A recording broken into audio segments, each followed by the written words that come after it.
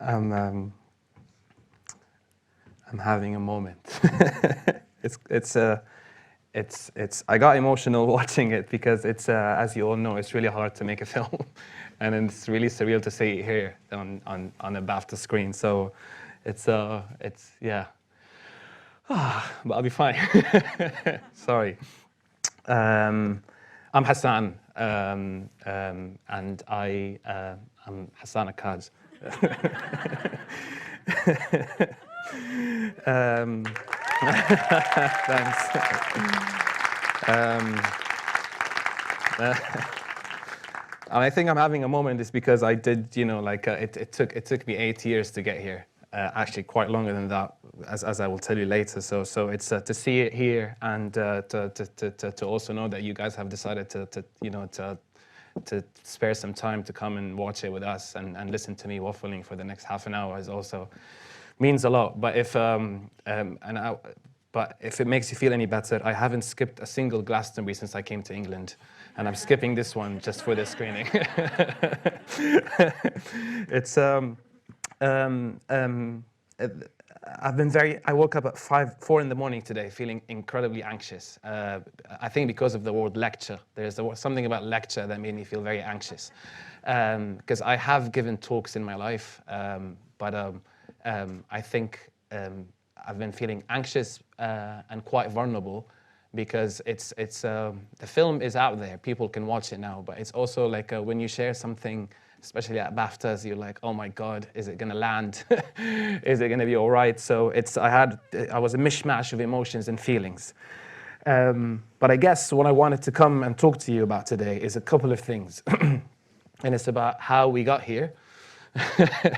And it's what we're doing moving forward. So bear with me, please, while I try to muster the energy to do that. I drove BAFTA mad because they wanted me to send them the lecture, and I never script anything. So this is just from the heart. My name is Hassan Akkad, and I am from Syria, Damascus, where I lived most of my life, where I used to be a photographer and an English teacher. I taught English for 5 years, a profession that I loved so dearly because I felt like I was part of the change, and especially in a country where I wasn't allowed to learn English until I was 14 because English is the language of the enemy. Things have changed now, so it felt good to stand in front of my students and teach them things that I wish I was taught growing up. I loved the job with all my heart, and I used to do photography on the side because I just love operating a camera, and and there's something about holding a camera and trying to tell a story with it. So I was the go-to person when Facebook was a thing to take their profile pictures. I saved enough money to buy the camera. I worked maybe a year to save the money to buy the camera, and I did it, and I loved it. I loved the job. My uncle was a big actor back in Syria, and he's always had the role of selling cucumbers in Syrian drama. So I was known to be Abu Qasim Biya al-Khiyar, may his soul rest in peace. But I was always known as the nephew of Abu Qasim Biya al-Khiyar, the cucumber seller, in all of the Syrian melodrama. And I used to watch my uncle on TV, and I was like, gosh, and he's such a legend, like he was quite big. He was, like had a big character back home. I never wanted to become a filmmaker. Like I never had any dreams. I was really happy being an English teacher up until the uprising in Syria started. So in 2011, as you all know, the uprising started, which was a result of the Arab Spring in the Middle East, and it's in March 2011, it was ignited in Syria. And it was ignited because 7 school kids wrote the slogan of the Arab Spring on the wall, which is, people want the downfall of their regime. Those kids were taken and tortured. And I was like, those could have been my students. So I utilized my camera for the good cause. I used to go on protests and film the protests and put them online so people living in the West can see them. Because in every conflict, there is a war on narrative. The regime was saying that we were Israeli, British, American paid stooge and terrorists. And we were like, no, we are just normal people who are protesting. So it was very important for me to document these protests because I wanted to, while I couldn't carry a gun, I can operate a camera. And I started documenting protests and putting them online so people can watch them on Al Jazeera and all these channels. That unfortunately led to my detention twice, where I was arrested and tortured and my limbs were broken because I was holding a camera. And I was released after 2 times in detention. And then shortly after my second release, the schoolmaster called me and she said, Hassan, I'm terribly, terribly sorry, but you are sacked. I asked why, and she said, I got a call from the intelligence saying that if I keep on employing you, they're going to shut my school. And I was like, that's fine. I went and I tried to get another job at another school, but I got the same answer saying we are not allowed to employ you, up until I found that there was a ban on my name from being a teacher. So I was robbed of what I liked doing the most, which was agonizing. You might wonder why I'm starting with this story, and I think the reason why I'm starting this story is because the point of what I wanted, the purpose of me signing up to do this is because to tell you what makes a filmmaker. And I didn't have a traditional route into this industry. I didn't go to film school. That was my education and that was my upbringing. And 23, 24 years old, between detention centers and between torture chambers and then fleeing Syria. Well, it's the age when you go on gap years and you go traveling. So I had a really rough start in my life. I mentioned that in every conflict there is a war on narrative, but also in every crisis there is a war on narrative. So when the refugee crisis started, I noticed that the narrative was being hijacked by politicians and pundits. And I was still back in Turkey in 2014 because I roamed around Syria, I was in Lebanon, I was in the UAE, I was in Turkey, because the majority of, this is just off context, but it's important for you, I think, to know, is that when Syria, the population is 24 million, 7 million people have left. So if we apply this to Britain, it's close to like 20 million Brits are leaving the country. So it's quite a lot of people have left, but the majority stayed in the region. It was in 2015 when Putin got involved that people started looking for a new destination, because it was important to find a new home, because we knew back then that it was impossible to go back. So I made the same decision of wanting to go to Britain. I told my family, I told my parents, and I said I'm deciding I want to go to England. And the decision was purely made because I could speak English. And I knew that I can't teach here, because it would be silly to teach English people. Because sometimes I actually get into, however, sometimes I get into dialogue, I debate a lot of people who are not very keen on foreigners. I love doing it. It's like a kink. But I am that annoying person trying to correct their grammar. I'm like, no.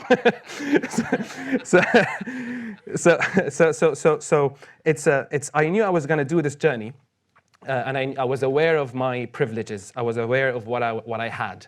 And I had access, because I am about to do that journey. No one has to sign any release forms on my crossings. I could speak English, and I know how to operate a camera that I sold, and I bought a couple of GoPros to document my journey. And I think I'm going to show you a clip and continue to talk about it.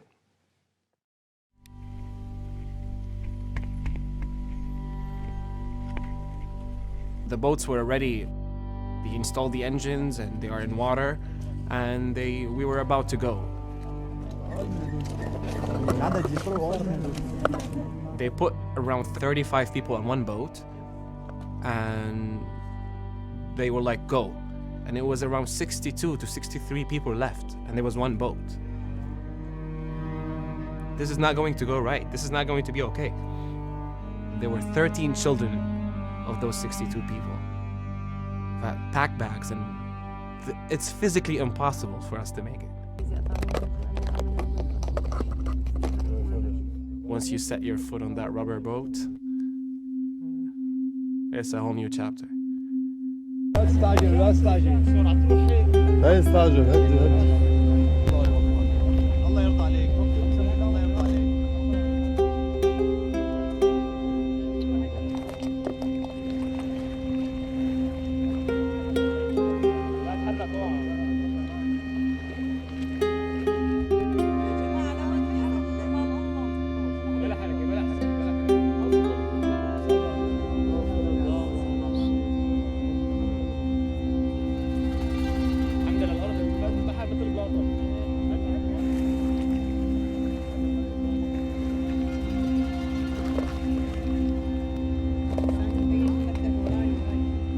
خلي قطعنا منيح الحمد لله.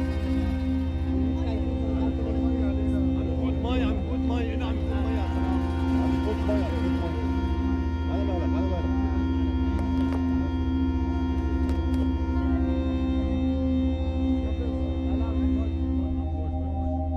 As soon as I got on the boat, I switched my phone on, I switched the 3G on, and I immediately contacted my friend, one of my friends.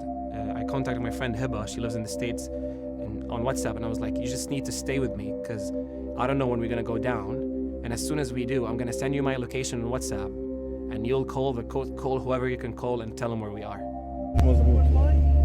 في ماي ايه في ماي في شوية ماي ايه في ماي بس لهلا عادي طول بالك عادي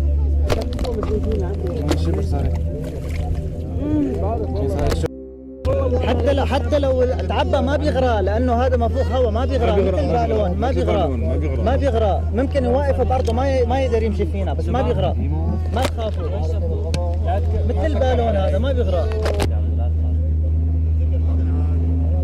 يا حكيم وين دكتور؟ شلون الامور عندك؟ تمام؟ يا شباب على السرعه كلها بدنا نقرا دعاء ان شاء الله هيك ان شاء الله. يلا بلش دعاء السفر ان شاء الله. ان شاء الله. كل يردد وراي يلا قول يا رب قول يا رب. يلا روح. الله اكبر الله أكبر الله أكبر. سبحان الذي سخر لنا هذا اللهم هون علينا سفرنا هذا وأطمعنا بعده. At that point I was like, okay, I need to do something other than praying, because I need like something to help. Like there has to be something which is a bit more realistic. And that's when I started contacting my friend, and I sent her my location, and I was like, this is where we are. Water was seeping in so quickly. I immediately asked everyone in my group to throw their bags away. I didn't care what I had. My clothes, whatever I had in that bag, I didn't want it anymore. My life was our lives were way more precious than what we have in our bags.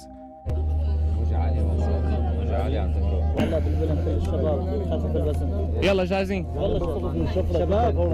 شباب شو رايك ننزل نتعلق بالفيلم من برا؟ اللي عندك فوائد جربنا نحن اذا كان العدد ايه نور ايه اللي عندك خلص ايه اللي عندك لك وحياة الله عندي الشباب معلش قصدي عم ذكرك Oh my God.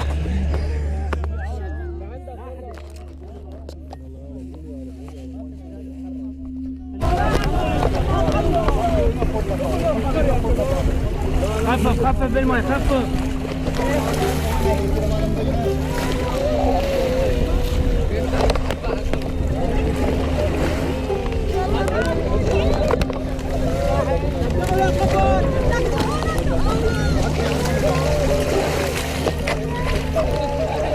There was a kid who was sitting right in front of me on the boat, and when I got in the water, he was like crying, and he was looking at me, and he was like, Ammo, as like, sir, please do something, call the Coast Guards or do something. And I'm like, I was so helpless. I wanted to do something, but I couldn't help him. We're young men, we can have it, we can do it, but to see that, like to see that kids are are going through this and they're crying for help and they're pleading for you to help them or do something. He was like, literally, he was like, just do something, and he was crying. To witness that is just hard. You feel like I'm so helpless. I couldn't. All I did is that I was like, I told him they're on their way. After half an hour, the Coast Guards showed up. The Turkish Coast Guards showed up, and we all got we were rescued, all of us. Luckily, no one died. No one drowned. And we were taken back to the Coast Guard station. The treatment was good. They gave us food and water. And then after a while, after they took our information, they released us after like couple of hours. Then we went back to Izmir.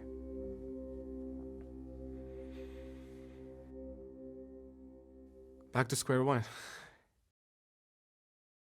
I used to have a very annoying accent back then. Water, like, who says water? It's the influence of American pop culture, because in Syria, that was what we watched, American shows. And Britain, actually, it was only Top Gear. That was, that's why all men in Syria are toxic.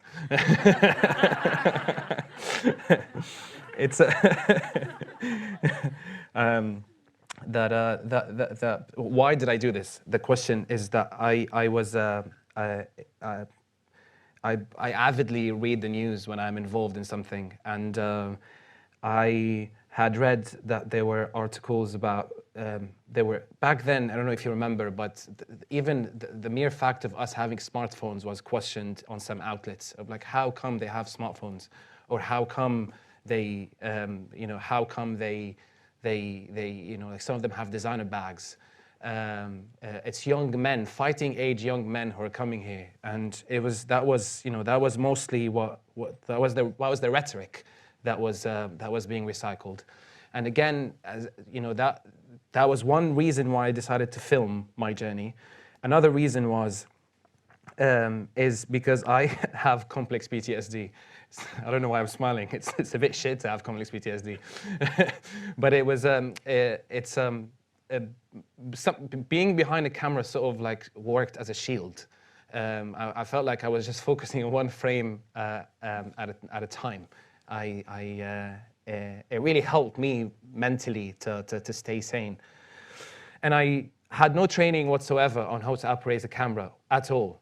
But that footage that you just saw got shortlisted in 2016 for the best moment on telly in Britain, and it didn't win. It was the snakes and that were following the reptiles in Planet Earth. You remember that scene? That one. I don't know who voted, but they have no heart. I was so adamant on getting it right that after we got picked up, I took out. I'm sharing too much details, but I wanted to tell you how much I wanted to get this right. I removed the memory cards and I wrapped them in a plastic bag, and I hid them inside my body, because I was arrested and tortured for filming protests in Syria. I thought it would be the same thing in Europe. Actually, the day after that crossing, my camera broke, but we were attacked by the Greek Marine forces, and we were left mid-water for 7 hours, and then we had to swim until we got to Lesbos. Basically, exactly what happened to the ship that sank, to the boat that sank 3-4 days ago. That was ignored, because what the Greek Coast Guards did 4 days ago did it to us 8 years ago. That they would come and push us into Turkish water and then leave. Come and push us to Turkish water and then leave. So that made me more adamant on filming. I filmed myself, being smuggled by Hungarian, by Serbian people traffickers. I filmed myself in nearly 50 lorries. I filmed myself flying on a fake passport to get to England, and it's because I wanted to tell. I had a story, and I wanted to tell my story. Now,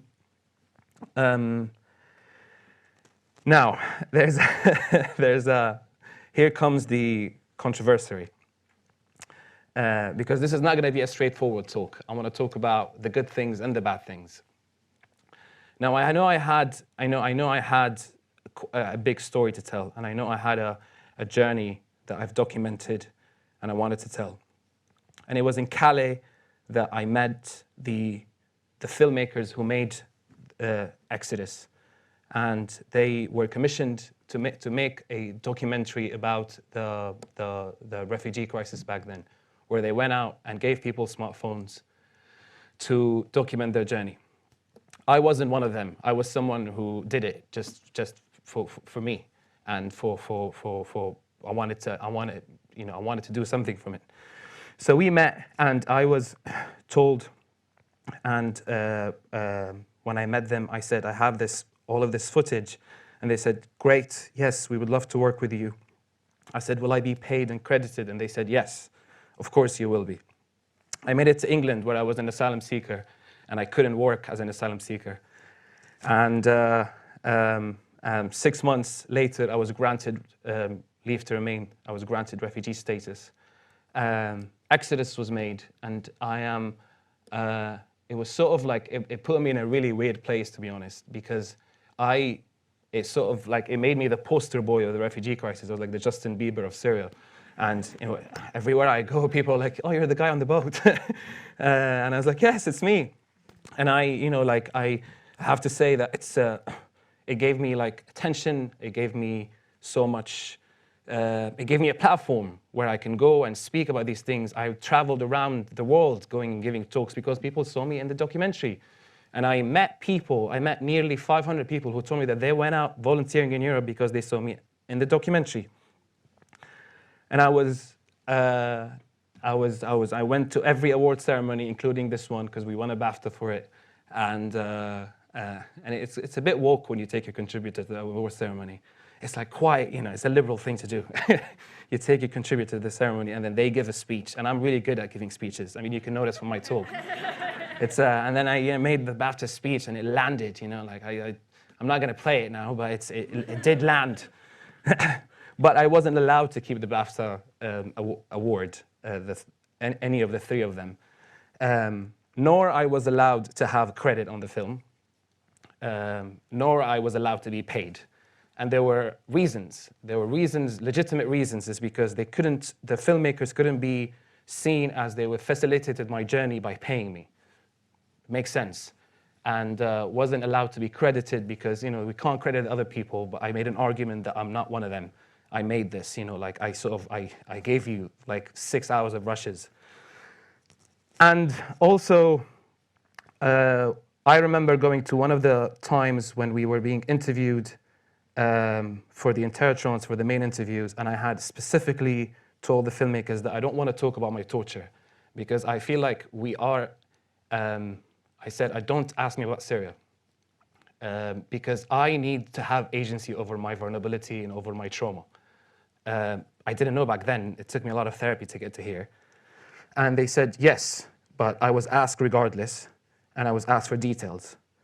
And I left, and aside from one of the filmmakers who did tell me if she could help me with therapy, that conversation wasn't even started officially.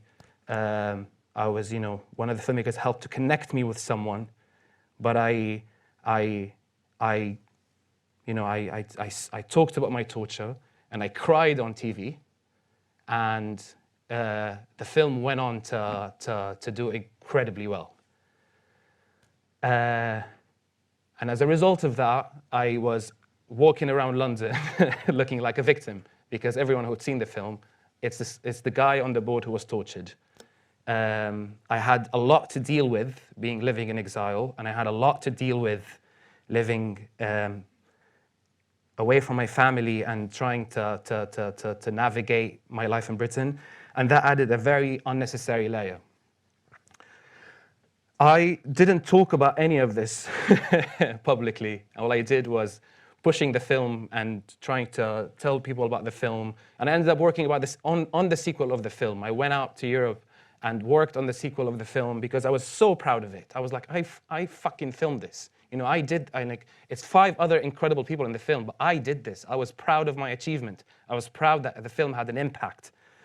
But it's, the reason why I was conflicted and I was upset is because you look at Wa'ad al-Khatib when she did For Sama, for example. Wa'ad al-Khatib, she absolutely smashed it. She filmed her time at the hospital. She documented her entire journey, and she came here and she was a boss woman. She came here and she was going to Channel 4 and was like, yeah, I'm co-directing my own film. This is my film, my journey, and this is what I'm doing. And I was like, this is how it should be done. You know, that's how it should be done. You know, like it's a collaboration. I'm giving you something. I need to be, you know,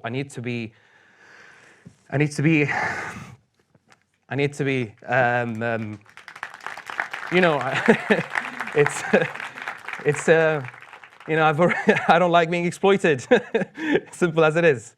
So that left a bad taste in my mouth, and for a long time, I wanted to talk about it, but I have a friend, a very good friend, and he said, Hassan, no one likes an activist in this industry, so you need to stay quiet.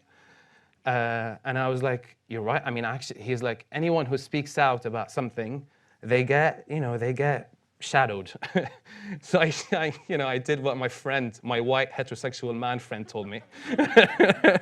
and I didn't, and it was, you know, I was like struggling to make sense of it, and I wanted, you know, like after I did that, you know, winning a BAFTA was sort of like a massive deal. I was like, oh, BAFTA winning, and I was like, but, you know, how do I follow up? What do I do now? Like, what do I do?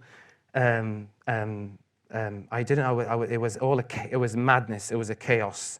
From that team, one of them, you know, like helped me, to guide me, to mentor me, to get me other jobs. But I was all over the place. That I ended up putting everything on the side. I don't want to do this anymore, and I worked behind a fryer frying falafel.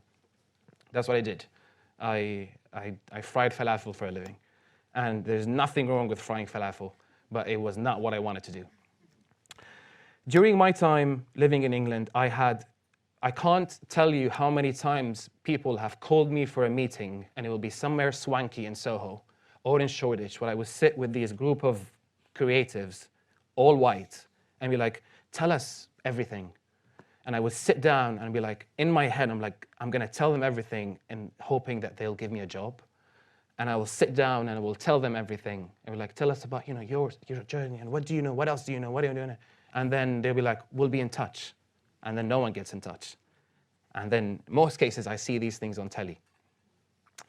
It hurt. Why did it hurt? Because I really wanted to work in film. I really, like, desperately wanted to do it. Because I did with Exodus, I was like, I need to follow up, I need to continue. So things kept getting uglier and uglier. And one time, this guy, it was actually quite funny. He was like, can you come to Soho House? I'll drop you a pin. I was like, I came from Syria. I can find Soho House. So I went to Soho House. And this guy, fucking hell, this guy was like, wanted to have a meeting, a sauna meeting with me about a film he's developing about a Syrian refugee. And I sat with this guy butt naked in a sauna, talking about the nuances of the characters and, you know, and all of that. It was strange. It was strange because people genuinely care. The people who made the film, and all of these are such good people, but everyone got it wrong. I'm like, you know, that's not how it should be.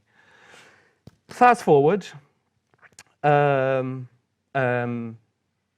get a call. I worked, you know, I did a couple of translating gigs on documentaries, or like a research gig, and then I sort of like, there was no work, nothing was happening. And then Rufus Jones, a writer, gets in touch and he was like, Hassan, how are you, mate?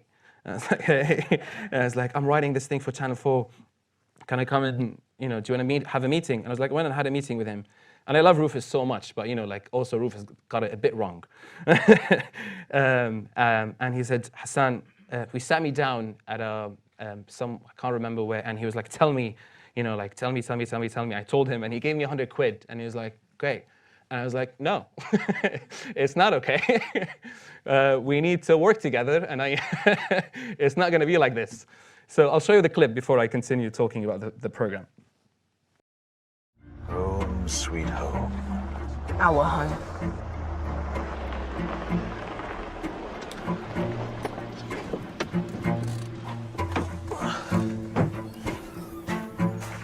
Let us in first, please, love. I can't find my keys.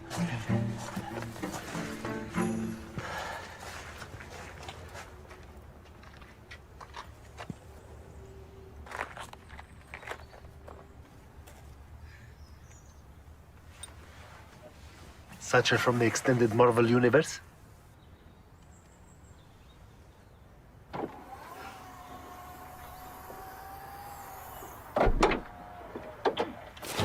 Don't let him out. We're not coming out until the police arrive. No, don't call the police. You through? Waiting. Hey! If you don't let me out, I will open this champagne inside your beautiful car. Whoa. Okay, you are not looking at that. That is vintage Dom Perignon. I bought it in France, and this car is on a very strict leasing agreement. It's a lavish interior. Stop that! No, I warn you! I've traveled 3,000 kilometers to get here. I'm in the very center of the honeymoon. You're not coming out. You want Lewis Hamilton? You get Lewis Hamilton. Don't want Lewis Hamilton. Don't want Lewis. Don't want Lewis. Don't want Lewis. Put the fire. Okay.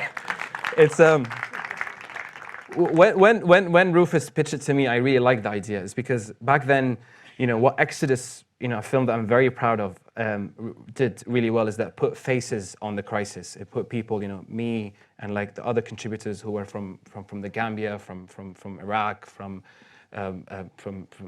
all parts of the world. What I liked when Rufus came to be about home in 2017 is like we're telling, you know, like we sort of, you know, let's you know, get out of the documentary sort of article information and details, and let's tell the story in a different way. Let's do it. Let's tell it in a funny way. Rufus has never been to Syria, and Yusuf Karkour is a Moroccan actor who is playing a Syrian teacher who is coming to claim asylum in England. So I sat with him. I worked with him on the script. I worked with Yusuf on his dialect, because Moroccan and Syrian Arabic are very different. And I did contribute, I mean, at least 4 or 5 scenes in the sitcom where there's a really funny one where you have to go and do a dialect test at the Home Office to prove that you're Syrian. So these things, I gave Rufus these insights that, you know, it's a, and I also I played the interviewer on the phone. So I did all of that on the show, and I really liked being on a set in England. You know, it was my first time on set, and it was quite an incredible experience. I'm not gonna exaggerate, but I think it was me and the security guys who were not white on that set. It was just us, and you know, I loved doing it, and Yusuf. I would like to think that Yusuf got a BAFTA nomination for his role because he's an incredible actor, and like he thanked me in his speech. He said, Hassan really helped me with this, and from there I worked on the 2nd season of Home, and also as a consultant. And then I noticed when you go and you're having dinner with someone and you want to brag about your work, and because everyone here in this country is like, what's your name? What do you do?